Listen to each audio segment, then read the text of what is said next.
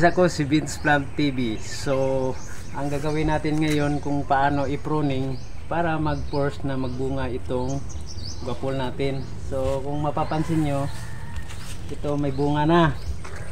So, dito ko pinutol, tapos umusbong dito at may kasama ng bulaklak at ito na magiging bunga. So, ituturo ko sa inyo kung paano pabungahin, no? Ipo-pruning. So, siya nga pala, ito po ay multiple rootstock, no? Ito po yung multiple rootstock nating na grafted na guapol. So, dito natin pabubungahin, no? Kanyang mga sanga sa kabila kasi may bunga na dito. So, ganun lang yung proseso. I-cut natin dito. Yan. Ito para magbunga. Putulin lang. Yan. At saka dyan. Yan. After 28 days guys, so ito na, tumubo na. Yan. Yan na po ang update. So hopefully magkaroon na siya ng bulaklak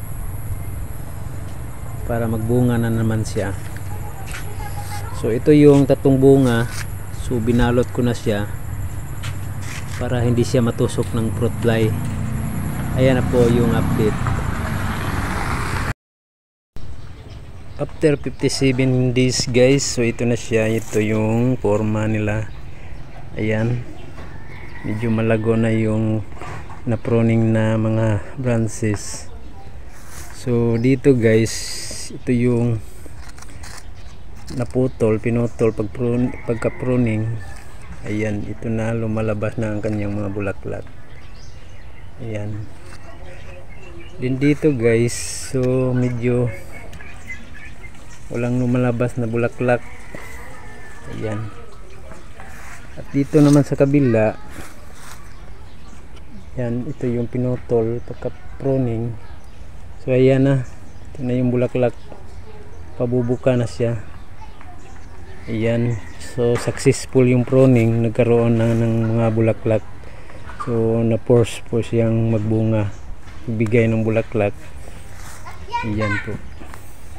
So dito wala ng bunga guys. Ipoprune na rin ito para pag sibol niya ay magdala na naman sila ng bulaklak. So ikat na rin natin dito. Ayan. Yan, para balance po yung mga branches niya. Paki-like and share na rin sa aking video. Kung hindi ka pa nakapag-subscribe, mag-subscribe ka na para updated kita sa mga bago kong upload.